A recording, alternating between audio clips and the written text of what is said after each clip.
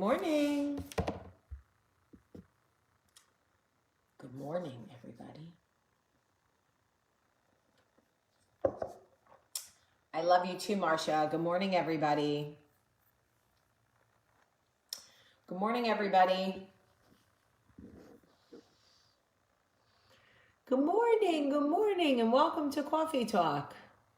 Just a heads up that if you were going to comment something ridiculous, I'm just going to block you. So you might want to just save your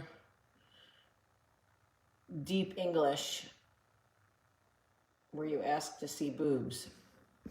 Good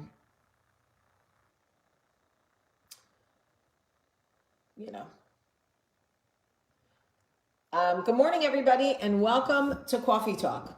I am so excited to be home. I cannot even tell you. I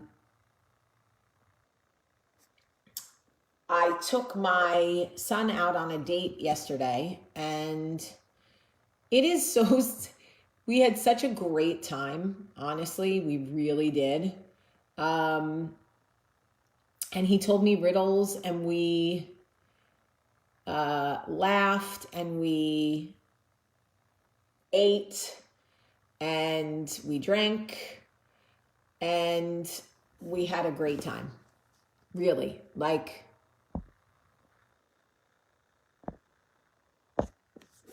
it was fun. It was a lot of fun. And thank you to everybody who listened to the latest episode of Tell Me What to Do podcast with Olivia and Max. Hold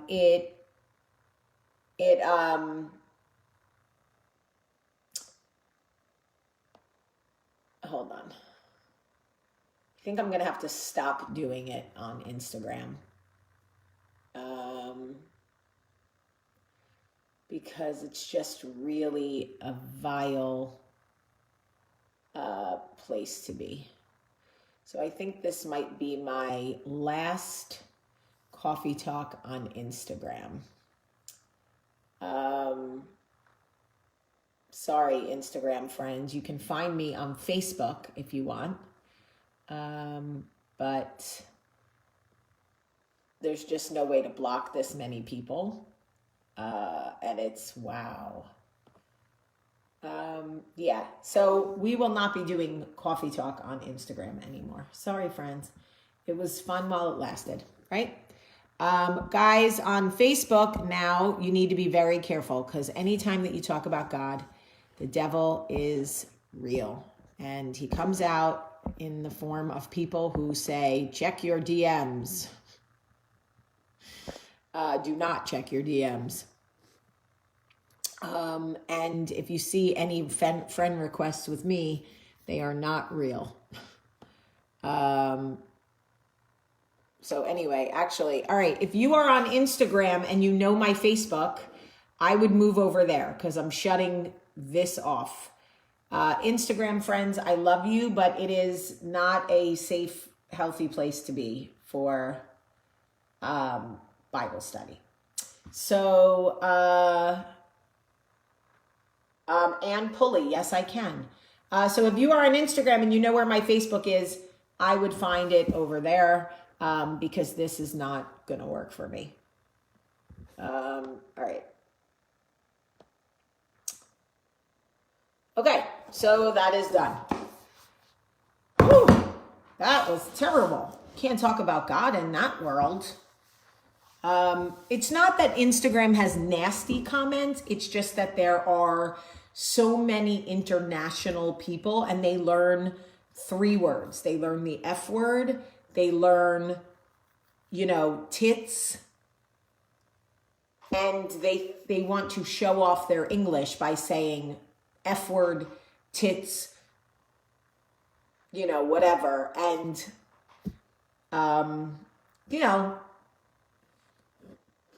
it's no different than when we learn bad words in other languages. We all know how to say bad words in other languages. They learn bad words in our language and then they want to write them.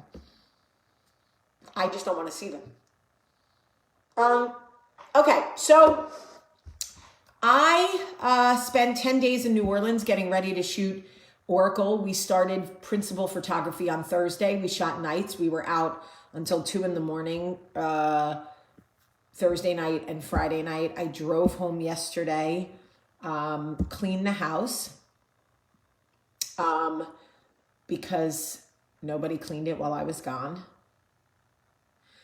Picked up 857 piles of dog poop that nobody picked up while I was gone.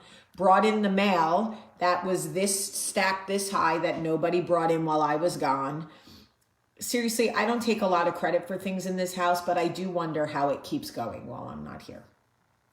Michael is amazing, but I ordered something, a giant box sitting at my front door that says perishable, and they leave it sitting at the front door for 10 days. I said, Michael, did you see the word on the side of the box that said perishable? You went to Auburn. Do you know what that word means?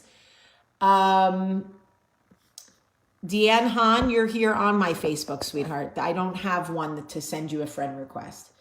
This is my Facebook. Anyway, Michael was like, oh, yeah, I did see that. I'm like, you left the box that said perishable at the door for 10 days. So everything that's in that box needs to be thrown away now. And I understand that we are not like struggling, but I don't like to throw away $70 worth of thing. It goes against my chemical makeup. So he was like, how long am I going to have to hear about this? So how does it not make me insanely angry? I mean, because my husband loves me and he lets me, he helps so I can live my dream of making movies. So if he forgets to bring in a box that says perishable and I have to throw away $70 worth of kombucha, I don't know. I just love Michael so much that if I fight with him, it has to be about something that like really is worth fighting over. I don't want to fight with Michael. I really don't. I love him. He took care of my dog while I was gone, and my dog is my life. Let's be honest. So I felt very grateful that when I got home, Knox was in one piece, well-fed, happy, and my yard was covered in dog poop. Great. I drink the Cayenne Cleanse kombucha. It's spicy. You have to like cayenne, but I love the flavor. So I order it by the case off Amazon. I just love it.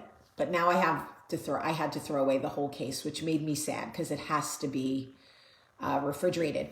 Before I forget, if you want to talk to me or you have a question for me for the podcast for next week, listen to the topic. It is, why do we love or friend the same kind of people over and over again? How to recognize those patterns and how to break them.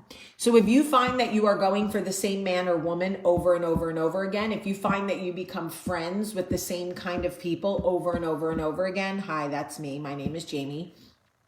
I want you to email me at tellme@lemonada, Lemonada media, Lemonada, what is it? Lemonada, is it just .com? Hold on. I think it's lemonadamedia.com. Tell me at lemonadamedia.com or call me and leave me a voicemail. 1-833-453-6662. Christine, call me or send me an email. Laura Cantor, call me or send me an email. Ann Pulley, call me or send me an email. The podcast only works when you guys call in and email me. So it's about recognizing and breaking cycles in love and friendship when we choose the same kind of person over and over and over again. What does it really say about us and why are we doing it and how can we stop it? It's going to be a real open, honest conversation. Jessica Edelstein, I have done a great podcast about addiction with Dr. Nzinga Harris, who is an addiction specialist. Go listen to that episode. And if you have questions for me that were not answered on that podcast, call me. Yes, Jessica, call me. 1-833-453-6662 or tell me at lemonadamedia.com. You can talk directly to me or you can just leave a voicemail, whatever it is you want. But let's break some patterns. Let's identify them. Let's break them. Let's talk about why we do them. Let's get honest. And please listen to the current episode with my children because they were so gracious to be part of the parenting episode. And thanks, Zaloria. My children were so gracious to be part of the Tell Me What to Do podcast about parenting and about my parenting and about what makes good mothers and what I do wrong. And I think if you have children or want to have children, you'll really think it's interesting to hear the kids' perspective on parenting. Anyway, let's talk about God, shall we? Everybody, let's bow our heads and thank God for another day. I am so grateful that God has brought us together to share his word and to remind us that we can have crazy weeks and we can fight with people and we can get disappointed and we can curse and we can, I don't know, masturbate. And then we can come together on Sundays and be reminded that in all of our things, God still loves us. His word is still here. He has not forsaken us. And we can always come back to center and worship and talk. And this is a Bible study for people who are either new to the word of God, maybe don't even believe in God, but just like the sound of my annoying voice. Deanne Han, you can find the podcast anywhere podcasts are hosted. It's also in my pinned post on Facebook. My top post on Facebook is the link. You can Google Tell Me What to Do with Jamie Premack Sullivan. You can find it on Apple Podcasts, Spotify, Stitcher, whatever. It's everywhere. Anyway, so this is the Bible study for people who are like a little less serious. Like, I don't know that Father Bob would come to our Bible study. Maybe he would. Maybe he would. Who am I to say? But I just think he has his own Bible study and it's called Mass. Okay? So, when we left off, Jacob and his brother Esau had made peace. Now, that is very nice after, all that time. Jacob and Esau made peace, and it is great. So we are going to start with chapter 34, Rage Against Shechem. So one day Dinah, that was my grandmother's name, by the way, my dad's mom. One day Dinah, the daughter of Jacob and Leah, went to visit some of the young women who lived in the area. But when the local prince, Shechem, son of Hamor, the Hivite, saw Dinah, he seized her and raped her. But then he fell in love with her and tried to win her affection with tender words. He said to his father Hamor, "Get me this young girl. I want to marry her." Okay, so real quick, rape is not the way to a girl's heart. Just so you know. Don't ever rape a woman and then decide you think you're in love with her. Okay? Because that doesn't work. Okay, let's move on. But just disclaimer. Soon Jacob heard that Shechem had defiled his daughter Dinah. But since his sons were out in the field herding his livestock, he said nothing until they returned. Hamor, Shechem's father, came to discuss the matter with Jacob. Meanwhile, Jacob's sons, it's about to get rowdy up in this bitch because now the brothers are about to find out what he did to their sister. Okay, you know what? I don't even know how this story goes, but I'm invested because now I need to know who's getting their ass beat. If somebody doesn't get their ass beat in this story, I got a problem with God. Jacob's sons had come in from the field as soon as they heard what happened. They were shocked and furious that their sister had been raped. Shechem had done a disgraceful thing against Jacob's family, something that should never be done. Hamor tried to speak with Jacob and his sons. "My son Shechem is truly in love with your daughter," he said. "Please let him marry her. In fact, let's arrange other marriages too.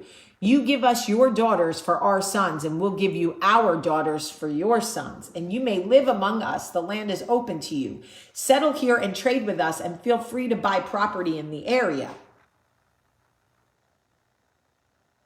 What? Then Shechem himself spoke to Dinah's father and brothers. Please be kind to me and let me marry her, he begged. I will give you whatever you ask. No matter what dowry or gift you demand, I will gladly pay it. Just give me the girl as my wife. Y'all, let me tell you something right now. I am not happy with this story so far, but I'm going to keep reading. But since Shechem had defiled their sister, Dinah, Jacob's sons responded deceitfully to Shechem and his father Hamor. They said to them, we couldn't possibly allow this because you're not circumcised. Oh, that's the problem? That's the problem? Foreskin is the problem? Foreskin? That's the problem? Okay. You know what? It would be a disgrace for our sister to marry a man like you. But here is a solution. If every man among you will be circumcised like we are, then we will give you our daughters and will take your daughters for our people. We will live among you and become one. But if you don't agree to be circumcised, we will take her and be on our way. I feel some type of way. I'm just telling you right now. I feel some type of way. Hamor and his son Shechem agreed to their proposal. Shechem wasted no time in acting on this request, for he wanted Jacob's daughter desperately. Shechem was a highly respected member of his family. I don't care. This is terrible. And he went with his father Hamor to present this proposal to the leaders at the town gate. I don't give a fuck what gate. These men here are our friends, they said. Let's invite them to live here among us and trade freely. Look, the land is large enough to hold them. We can take their daughters as wives and let them marry ours. But they will consider staying here and becoming one people with us only if all of our men are circumcised, just as they are. But if we do this, all their livestock and possessions will eventually be ours. Come, let's agree to the terms and let them settle here. So all the men in the town council agreed with Hamor and Shechem, and every male in the town was circumcised. But 3 days later, when their wounds were still sore, two of Jacob's sons, Simeon and Levi, who were Dinah's full brothers, took their swords and entered the town without opposition. Then they slaughtered every male there, including Hamor and his son Shechem. They killed them with their swords, and they took Dinah from Shechem's house and returned to the camp, because that's how family do. Yes. This is what I like to see. Sorry, so not only did you get played, you got your foreskin cut as a grown-ass man, your pee-pee was still sore, and her brothers came in and cut you to death because you defiled their sister and you raped her. And family doesn't forget. So they played you. You thought you were gonna get over, and they played you. And they made you get circumcised before they killed you. This is, yes, you know what? You know Dinah. You know what? You know Dinah was like, okay.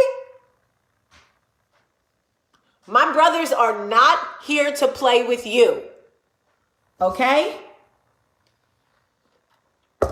You know what? This is what I call poetic justice, sweetheart. This is what I call poetic justice. Now, God does say, thou shalt not kill, but I feel like God was like, y'all, oh, they're coming to kill you. I'm so busy over here trying to create new animals, I can't pay attention. I love it. Meanwhile, the rest of Jacob's sons arrived. Finding the men slaughtered, they plundered the town because their sister had been defiled there. They seized all the flocks and herds and donkeys, everything they could lay their hands on, both inside the town and outside in the fields. They looted all their wealth and plundered their houses. They also took their little children and wives and led them away as captives. Okay, that wasn't cool. They could have left the women and children. But you know what? All's fair in love and war, right? So afterward, Jacob said to Simeon and Levi, you have ruined me. You've made me stink among the people in this land, among all the Canaanites. We are so few that they will join forces and crush us. I will be ruined and my entire household will be wiped out. But why should we let them treat our sister as a prostitute? They yelled. That's right. Okay, Dad, you're just worried about like your family name? Why should we let them treat our sister like garbage and let them get away with it because you're worried about whatever? No. Sorry. Jacob's return to Bethel. Then God said to Jacob, get ready and move to Bethel and settle there. Build an altar there to God who appeared to you when you fled from your brother Esau. So Jacob told everyone in his household, get rid of all your pagan idols, purify yourselves and put on clean clothing. We are going to Bethel, where I will build an altar to the God who has answered my prayers when I was in distress. He has been with me wherever I have gone. So they gave Jacob all their pagan idols and earrings, and he buried them under a great tree near Shechem. As they set out, a terror from God spread over the people in all of the towns of the area, so no one attacked Jacob's family. Eventually, Jacob and his household arrived at Luz, also called Bethel, Luz, in Canaan. Jacob built an altar there and named the place El Bethel, which means God of Bethel, because God had appeared to him there when he was fleeing from his brother Esau. Soon after this, Rebekah's old nurse Deborah died. She was buried beneath the oak tree in the valley below Bethel ever since the tree has been called Anan Bakuth, which means oak of the weeping.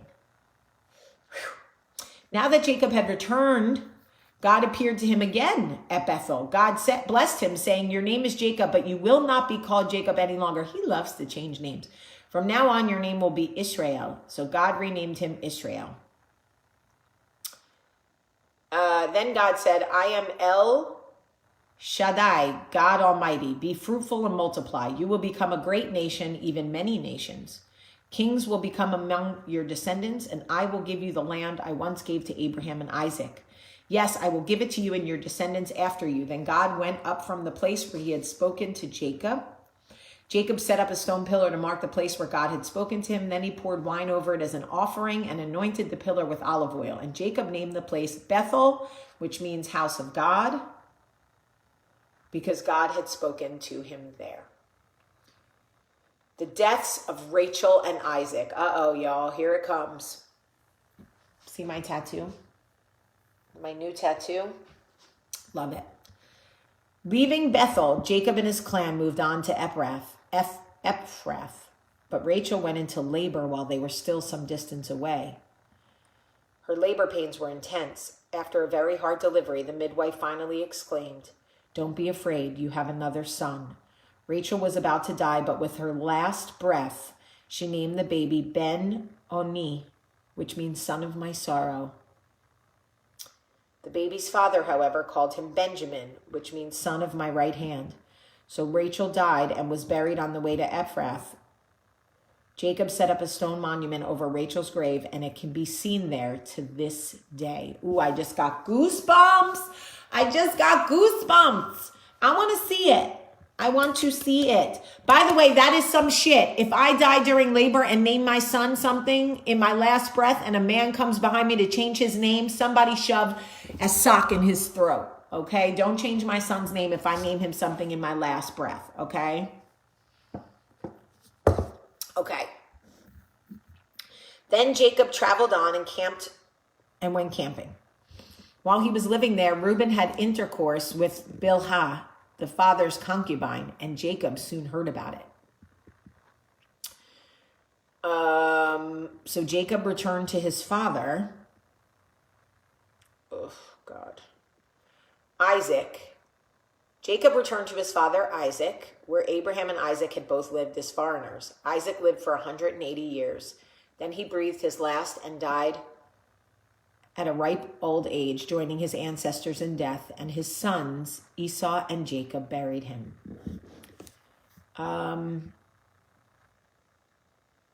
Hold on. The next chapter is just about the descendants of Esau, and they're a lot. And I mean a lot. And I don't want to read you every name. Let me see if there's anybody super important. Hold on.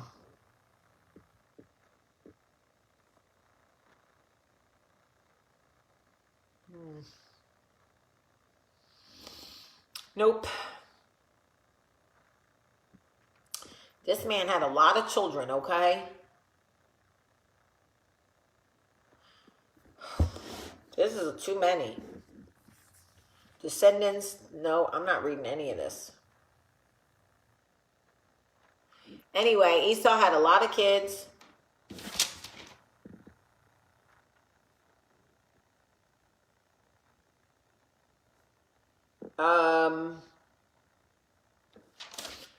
And I can do one more chapter. Let's do chapter 37, Jacob's dream. Oh, Paulette, you got to be careful, baby. Please quarantine. Don't go anywhere. Please. All right, Joseph's dream.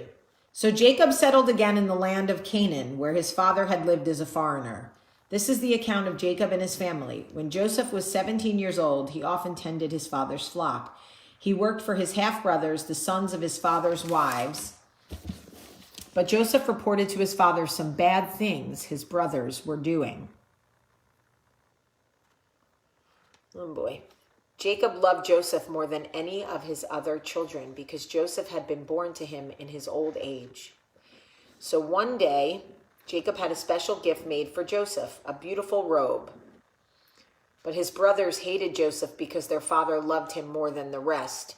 They couldn't say a kind word to him. You know what? Real quick before I continue on, isn't that always how it is when one parent, not loves a child more or favors a child more or tends to a child more or gives to a child more, the other siblings feel some type of way, and they feel that way against the sibling instead of against the parent because they so badly want the parent's affection, they turn on the sibling. And it's like not even the sibling's fault, typically. I mean, I can't help that I'm Susan's favorite, even though we don't speak. One night, Joseph had a dream, and when he told his brothers about it, they hated him even more. Listen to this dream, he said.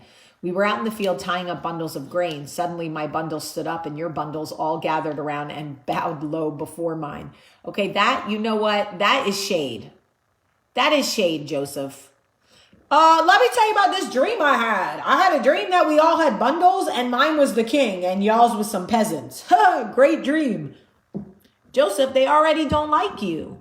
You can't tell dreams like that. But okay. His brothers responded, so you think you will be our king, do you? Do you actually think you will reign over us? And they hated him all more because of his dreams and the way he talked about them. Yeah. Soon Joseph had another dream, and again he told his brothers about it. Listen, I have had another dream. The sun, moon, and 11 stars even bowed low before me. Yo, he is not winning any friends with these dreams, okay? This time he told the dream to his father as well as his brothers, but his father scolded him. What kind of dream is that, he asked. Will your mother and I and your brothers actually come and bow to the ground before you? But while his brothers were jealous of Joseph, his father wondered what the dreams meant. Soon after this, Joseph's brothers went to pasture their father's flock at Shechem. When they had been gone for some time, Jacob said to Joseph, your brothers are pasturing the sheep at Shechem. Get ready and I will send you to them. Joseph said, I am ready to go. Go and see how your brothers and the flocks are getting along, Jacob said. Then come back and bring me a report. So Jacob sent him on his way, and Joseph traveled to Shechem from their home in the valley of Hebron. When he arrived there, a man from the area noticed him wandering around the countryside. What are you looking for? He asked. I'm looking for my brothers, Joseph replied. Do you know where they are pasturing sheep? Yes, the man told him. They have moved on from here, but I heard them say, let's go on to Dothan. So Joseph followed his brothers to Dothan and found them there. Y'all, this is about to get so shady. Listen to what is about to happen to Joseph. When Joseph's brothers saw him coming, they recognized him in the distance. As he approached, they made plans to kill him. Here comes the dreamer, they said. Come on, let's kill him and throw him into one of these cisterns. We can tell our father a wild animal has eaten him. Then we'll see what becomes of his dreams. But when Reuben heard of their scheme, he came to Joseph's rescue. "Let's not kill him," he said. "Why should we shed any blood? Let's just throw him into this empty cistern here in the wilderness. Then he'll die without our laying a hand on him." Reuben was secretly planning to rescue Joseph and return him to his father. Well, shout out to Reuben, who didn't want to kill his own brother. Okay, Reuben, we see you, bub. So when Joseph arrived, his brothers ripped off the beautiful robe he was wearing. Then they grabbed him and threw him into the cistern. Now the cistern was empty and there was no water in it. Then, just as they were sitting down to eat, they looked up and saw a caravan of camels in the distance coming towards them. It was a group of Ishmaelite traders taking a load of gum, balm, and aromatic resin from Gilead down to Egypt. Judah said to his brothers, "What will we gain by killing our brother? His blood would just give us a guilty conscience. Instead of hurting him, let's sell him to the Ishmaelite traders. After all, he is our brother of our own flesh and blood." And the brothers agreed. So when the Ishmaelites, who were traders, came by, Joseph's brother pulled him out of the cistern and sold him for 20 pieces of silver, and the traders took him to Egypt. Okay, so let's not kill our brother. Let's sell him into slavery because we don't want a guilty conscience. Okay, that makes a lot of sense. Okay. Hold on.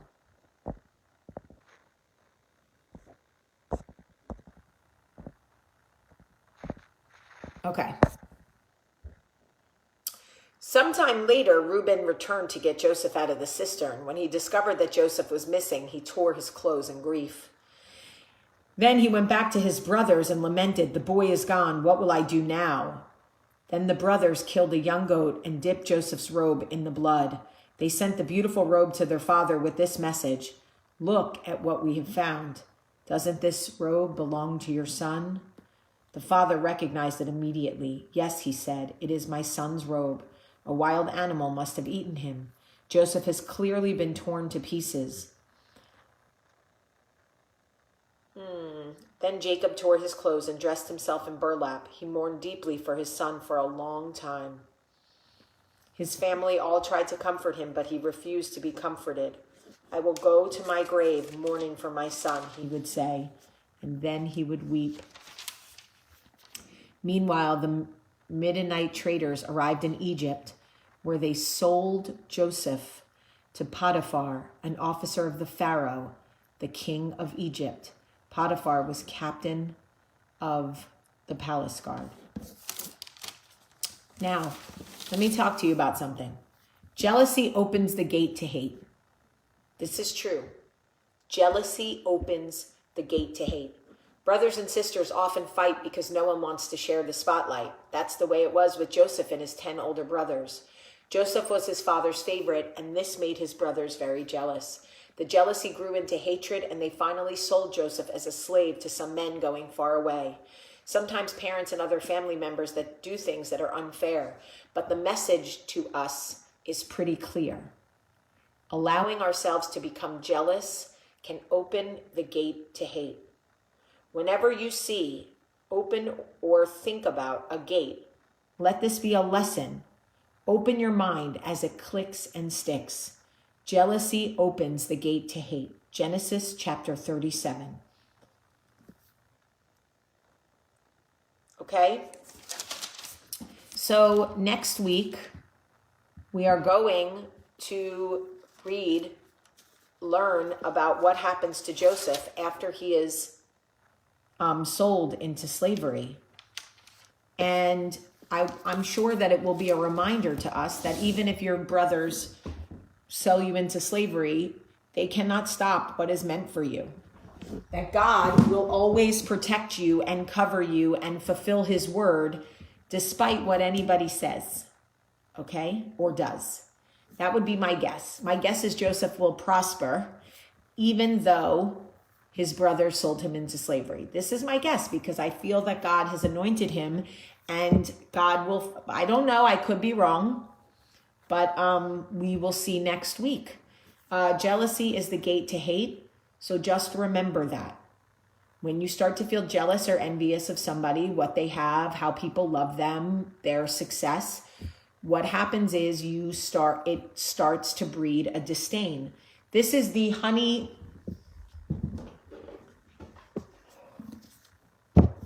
word Bible. The honey word Bible, making God's word stick.